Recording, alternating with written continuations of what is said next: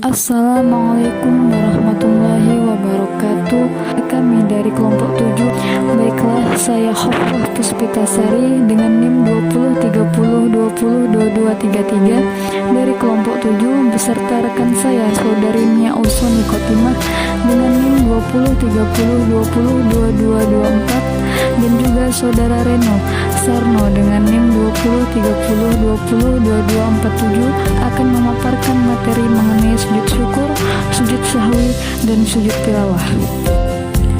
Pengertian sujud. Sujud merupakan salah satu rukun yang dikerjakan di dalam sholat.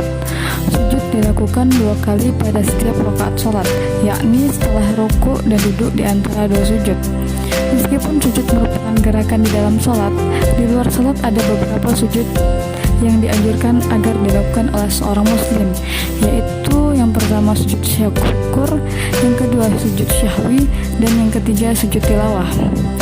Tata cara bersujud disampaikan oleh para ulama dalam kitab-kitab fikih. Sekurang-kurangnya sujud dilakukan dengan meletakkan dahi ke tempat sujud. Sebagian ulama mengatakan bahwa sujud diwajib dilakukan dengan 7 anggota badan, yakni dahi, 2 telapak tangan, 2 lutut, dan 2 ujung jari kedua kaki. Sujud hendaknya dilakukan dalam posisi pinggul lebih tinggi daripada kepala. Secara maknawi, sujud berarti tunduk dan merendahkan diri. Maksudnya adalah tunduk dan menyembah kepada Allah Subhanahu wa Ta'ala. Posisi kepala yang berada di bawah menunjukkan bahwa manusia rendah di hadapan Allah. Sujud syukur adalah sujud yang dilakukan sebagai perwujudan dari rasa syukur. Sujud syukur dilakukan saat hati dan pikiran menyadari betapa besar nikmat yang dianugerahkan oleh Allah Subhanahu wa Ta'ala. Sujud syukur juga bisa dilakukan karena terhindar dari bahaya kesusahan yang besar. Bahkan, sujud syukur dilakukan saat melihat penderitaan orang lain dengan membandingkan penderitaan itu terhadap keadaan yang dialami. Jumhur atau mayoritas ulama berpendapat bahwa sujud syukur hukumnya sunnah, artinya sujud syukur dianjurkan untuk dilakukan. Apabila melakukannya akan mendapatkan pahala, jika tidak mendapatkan kebaikan ataupun dosa karena meninggalkannya. Salah satu hadis yang menjadi dasar sujud syukur adalah hadis yang diriwayatkan oleh Abu Dawud dan Tirmizi sebagai berikut. An Abi Bakrata annan nabiyya kana idza atahu amrun yasurruhu aw bushra bihi kharra sajidan lillahi. Rawah Abu Dawud wa Tirmizi, yang berarti dari Abu Bakar, sesungguhnya apabila datang kepada Nabi sesuatu yang menggembirakan atau kabar suka, beliau langsung sujud bersyukur kepada Allah Subhanahu wa Ta'ala. Hadis riwayat Abu Dawud dan At-Tirmizi. Sujud syukur dilakukan dengan meletakkan semua anggota sujud yang terdiri dari dahi, kedua telapak tangan, kedua lutut, dan kedua ujung jari kaki di lantai. Sujud syukur dilakukan seperti sujud dalam sholat, hanya saja sujud syukur cukup dilakukan dengan sekali sujud, karena sujud ini bukan bagian dari sholat. Mayoritas ulama berpendapat bahwa sujud sah walaupun dilakukan tanpa berwudu. Karena itu sujud syukur dapat dilakukan sewaktu-waktu dan secara spontan. Meskipun demikian, ada sebagian pendapat yang menyatakan bahwa sujud syukur harus diawali dengan wudu, diawali dengan takbiratul ihram sambil menghadap kiblat, kemudian sujud dan membaca doa sujud, serta diakhiri dengan salam. Pendapat ini didasarkan pada pandangan yang mengiaskan atau menyamakan sujud syukur dengan sujud di dalam salat. Baik sujud rukun ataupun sujud syukur sama-sama dipandang sebagai ibadah yang memiliki syarat dan rukun yang harus ditaati. Secara umum, bacaan doa dalam sujud syukur terdiri atas tasbih, tahmid, dan doa. Ada juga yang berpandangan bahwa bacaan sujud syukur sama dengan bacaan sujud dalam sholat.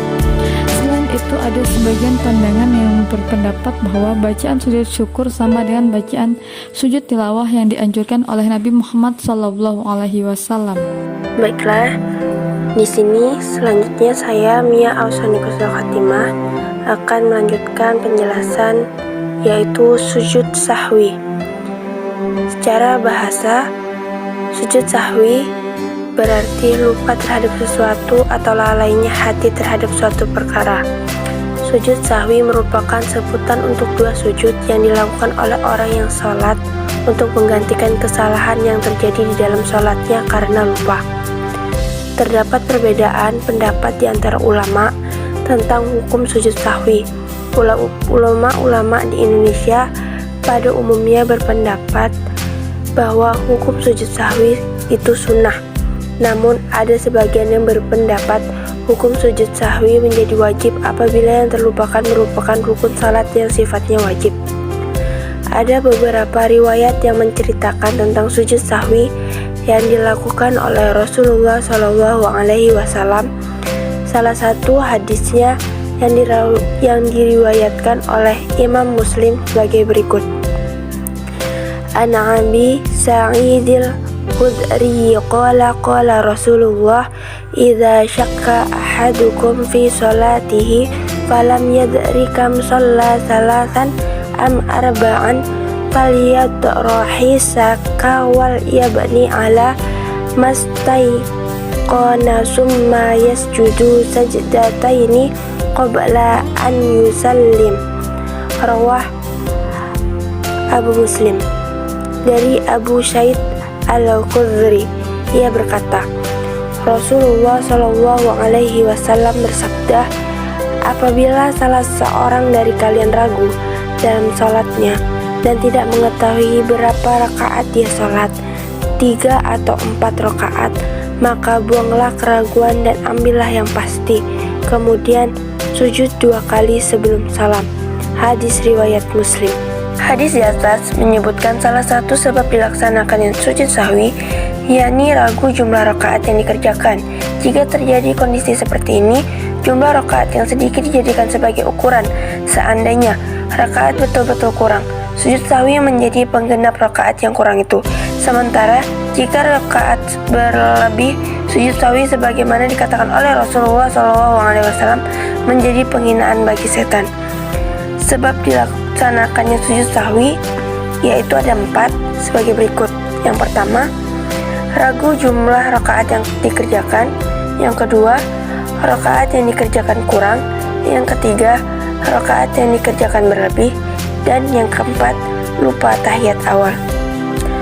Sujud sahwi bisa dilakukan sebelum maupun sesudah salam. Sujud sahwi dilakukan setelah salam apabila muncul keraguan atau datangnya informasi tentang kekurangan atau kelebihan rakaat sholat diperoleh setelah sholat selesai. Dalam keadaan seperti ini, salat tidak perlu diulang, cukup menggenapi rakaat sholat yang kurang, lalu melakukan 2 kali sujud sebelum salam.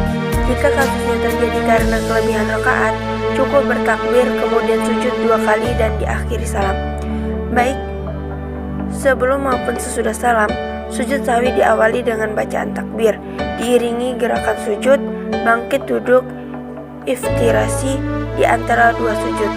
Sujud kedua, bangkit dari sujud dalam keadaan duduk tawaruk, dan diakhiri dengan salam.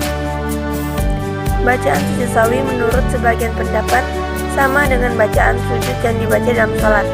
Namun, ada sebagian pandangan yang berpendapat ada bacaan yang dianjurkan pada sujud sahwi, yaitu bacaan yang dianjurkan tersebut adalah sebagai berikut. Subhana man la yanamu wa la yanhu, yaitu yang artinya Maha suci zat yang tidak pernah tidur dan lupa. Lalu, jika dilaksanakan dalam sholat jamaah, makmum wajib mengikuti sujud sahwinya imam. Seandainya ada penyebab yang mengharuskan dilakukan sujud sahwi, sedangkan imam tidak melakukannya, makmum tidak boleh melakukan sujud sahwi sendirian. Setelah sholat selesai, makmum bisa menyampaikan adanya penyebab sujud sahwi kepada imam.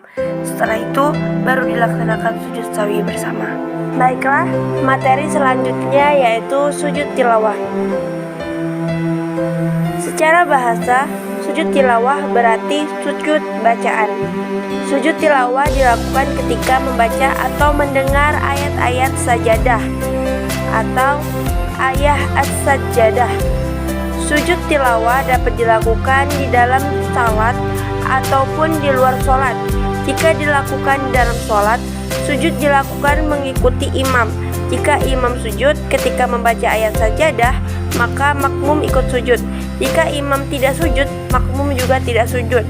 Menurut mayoritas ulama, sujud tilawah hukumnya sunnah. Artinya, sujud tilawah dianjurkan untuk dilakukan apabila melakukannya akan mendapatkan pahala. Jika tidak mendapatkan kebaikan ataupun dosa karena meninggalkannya. Salah satu hadis yang menjadi dasar sujud tilawah adalah hadis yang diriwayatkan oleh Imam At-Tirmizi, yaitu sebagai berikut. An Abni Umar annan nabiyya kana yaqra'u alaina fa idza marra bis sajdati kabbara wa sajadna ma'ahu. Rawah At-Tirmizi. Artinya, dari Ibnu Umar, sesungguhnya Nabi SAW pernah membaca Al-Quran di depan kami. Ketika bacaannya sampai ayat sajadah, beliau takbir lalu sujud, maka kami pun sujud bersama-sama beliau. Hadis riwayat At-Tirmizi. Jika dilaksanakan di dalam sholat, sujud tilawah dilakukan dengan cara bertakbir. Setelah dibacanya ayat-ayat sajadah, tanpa mengangkat tangan dilanjutkan dengan sujud 1 kali. Setelah itu, bangun dari sujud untuk berdiri lagi dan melanjutkan sholat.